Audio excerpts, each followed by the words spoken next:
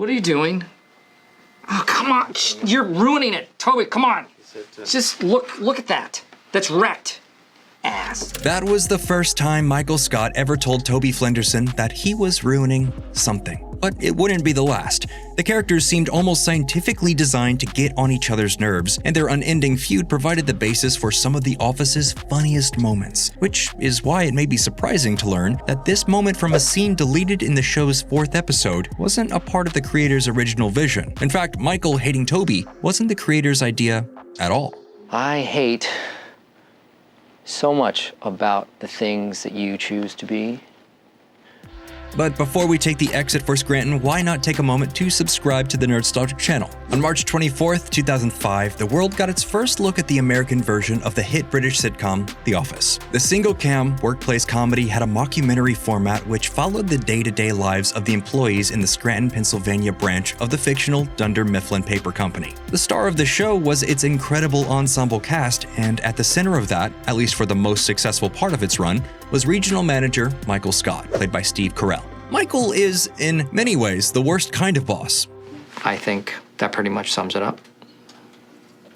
I found it at Spencer Gifts. He's a desperately lonely man who treats his office as his home and his employees as his friends and family. That's not a great situation in any case, but it's especially bad for Dunder Mifflin because Michael lacks any real social skills. He's highly prone to embarrassing both himself and his staff in his deeply misguided attempts to curry their respect.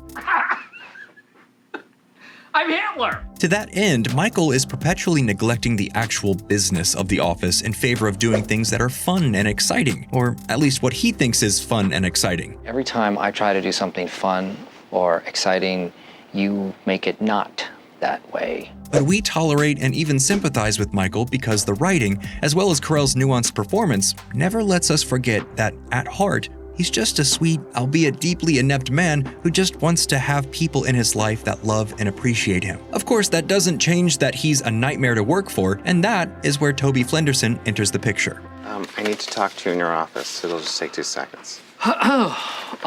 Literally 2 seconds? An original character invented for the American version of The Office, Toby was played by series writer, director, producer, and future showrunner Paul Lieberstein. After inviting Lieberstein to be a writer on season 1, series creator Greg Daniels invented the character for Lieberstein to play on account of Daniels' belief that acting made writers better. It's the same belief that led him to cast writers BJ Novak as Ryan Howard, Mindy Kaling as Kelly Kapoor, and co-executive producer Michael Schur as Mose. It's kind of a troupe of people who understand writing and performing all at the same time. As a Dunder Mifflin human resources rep, it's Toby's job to enforce the corporate procedures that protect the company's employees from, well, pretty much every allegedly fun or exciting thing Michael ever says or does. My job is to make the office fun.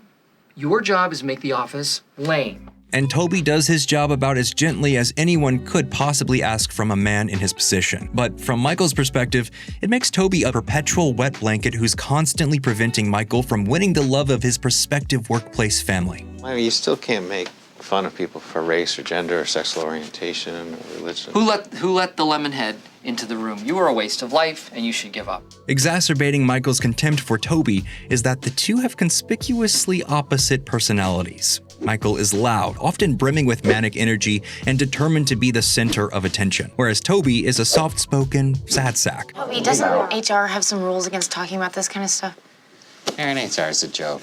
I can't do anything about anything. Everything about Toby clashes with everything about Michael, and the two can't help but to irritate each other, which is ironic because, at some level, both men just want to be liked by others. In fact, as different as they may seem on the surface, it's actually their deep underlying similarities as middle-aged men who have grown lonely and unhappy working dead-end jobs that scares Michael so thoroughly. No, God! No, God, please, no! No! Michael wants to see himself as a happy, well-liked, well-adjusted guy like Jim, but the sight of Toby just reminds him of who he really is. This is the worst. This is the worst!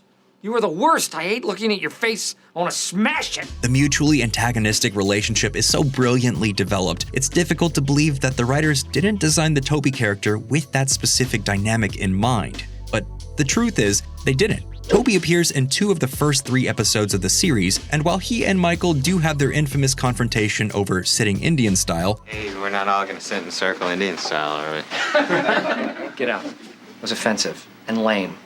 So double offensive. There's no evidence that there's any special animosity between the characters. That's because, though many fans don't realize it, the idea wasn't first conceived until the filming of what would eventually become a deleted scene from the 4th episode of Season 1, The Alliance. According to Lieberstein, We never had this meeting where we were like, okay, what if Michael hates Toby? You know, that was never, it just happened.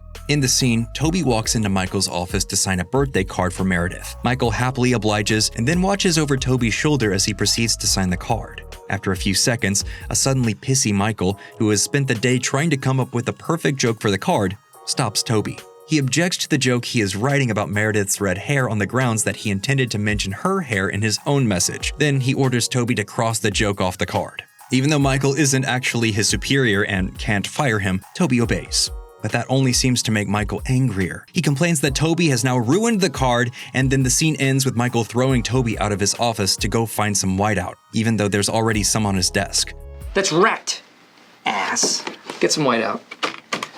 There's some right there. That's my whiteout. Get your own whiteout. It looks and feels like a classic Michael-Toby moment, but in reality, Michael's reaction was totally ad-libbed by Carell. Lieberstein would later recall, "I just go in, write something quickly and leave, that's the scene. But it takes me a while to physically write it, and I could just feel Steve Carell watching me and feel that burning." Steve told me afterwards that it was that moment that he just decided to hate me so much. Office stars Jenna Fisher, who played Pam, and Angela Kinsey, who played Angela, discussed Lieberstein's recollections on their podcast, Office Ladies, with Fisher adding, "That was when they ran with it, that Paul went to the writers and said, Michael hates Toby." Because if Jim took a long time to write a message, he would have all the patience in the world. The fact that Toby would be an object of contempt and a source of resentment for Michael seems obvious in retrospect. But even with a room full of the best comedy writers in the world, it took the comedic instincts of a master improviser like Steve Carell to recognize that Toby ruining things for Michael was more than just a one-off gag. It was their whole relationship. Toby's divorced. He, recently, right? You and your wife? And you have kids? According to Lieberstein, it's terrifying acting with Steve. He misses nothing. Carell's powerful instincts about how his character should relate to Toby led him to make a choice in the moment, and that choice changed the dynamic of the two characters in a way that would continue to pay dividends throughout the entire series. If I had a gun with 2 bullets and I was in a room with Hitler, Bin Laden, and Toby, I would shoot Toby twice. The takeaway is that while it's tempting for many to credit writers with everything we see on screen, it's important to remember that, at its heart, television is really an incredibly collaborative medium. The characters we love and the stories that keep us tuning in again and again for years at a time aren't just the product of a single visionary creator, or even a brilliant writer's room. They're composites of the creative talents of everyone involved in bringing the show to the screen. Creators, writers, directors, and certainly not least, the actors. You want to hear a lie? What? I think you're great. You're my best friend. So, what do you think? Did you ever wonder why Michael hates Toby so much? And do you think actors get enough credit for shaping the roles they play? Let us know down in the comments below, and if you enjoyed this video, you'll definitely find others you like if you check out the rest of the channel. As always, thank you for subscribing to Nerdstalgic.